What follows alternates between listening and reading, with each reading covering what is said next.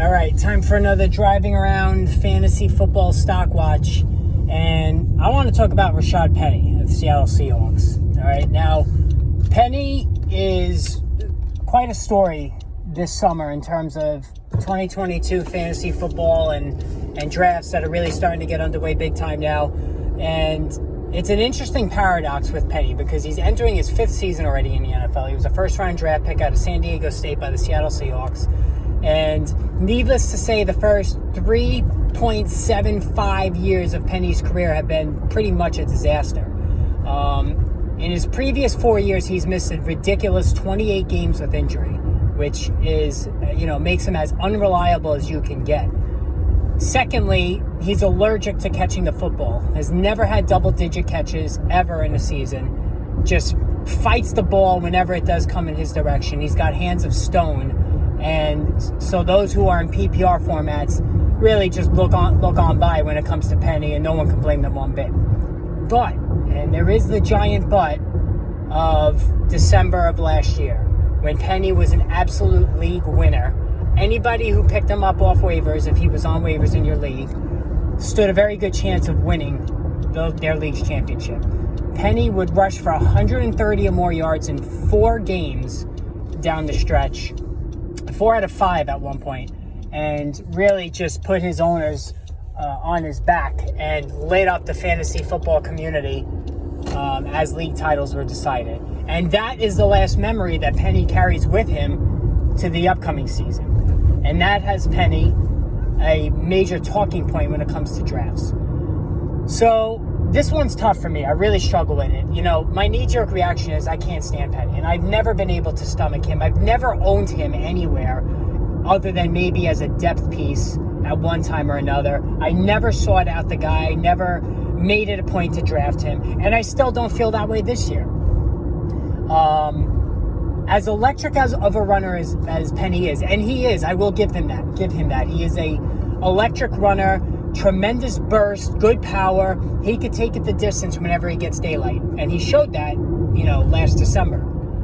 The problem, of course, he's never healthy, never catches the football. And the Seahawks just spent a high round draft choice on Kenneth Walker, who put up an absolutely insane year with Michigan State last season. So Walker's going to get his touches. Now Penny's going to be the starter, but Walker was not drafted as high as he was to just sit on the bench.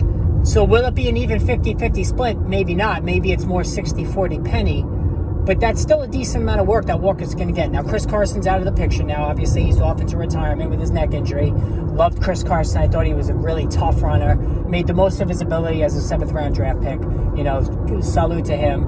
Kudos to whatever he does from here on out. I wish him the best. But as far as Penny is concerned, and I take part in PPR formats exclusively, I don't play standard leagues. I hate them. I think they're like a relic, a thing of the past. If you're not playing PPR leagues, you really should, reconsider that. So in a PPR league, Penny is just a flex. In a standard league, he definitely has running back 2 appeal.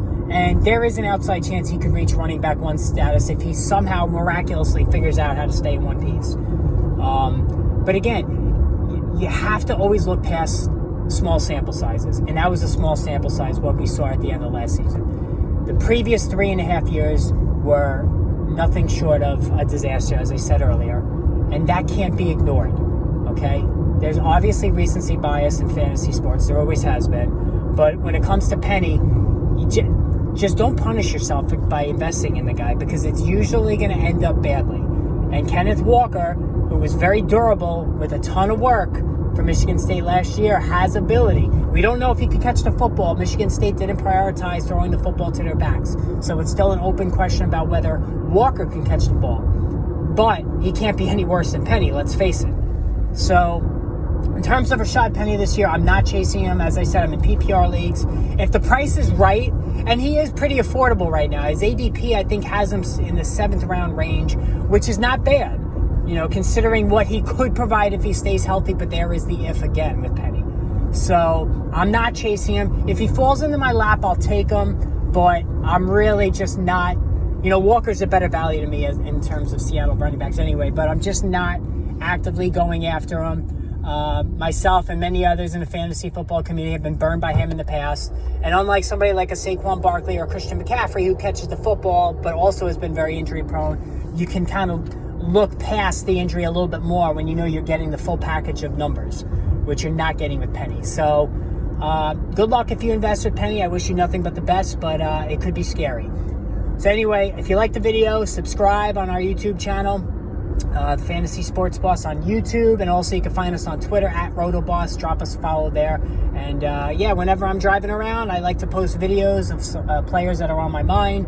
Also do regular vlogs and sometimes live chats on YouTube where I take questions throughout the course of the year. I'm going to be doing that this year on Fridays, probably taking questions on Fridays. So make sure you subscribe to the channel. So every Friday, I'm going to do a YouTube show where you can jump in the chat and you can ask questions and I will answer them as they're going through. Okay? So make sure you, again, follow us. Drop us a like for the videos that you see on YouTube, and then follow us on Twitter at RotoBoss. So until I speak with you guys again, have a great day and we'll talk soon.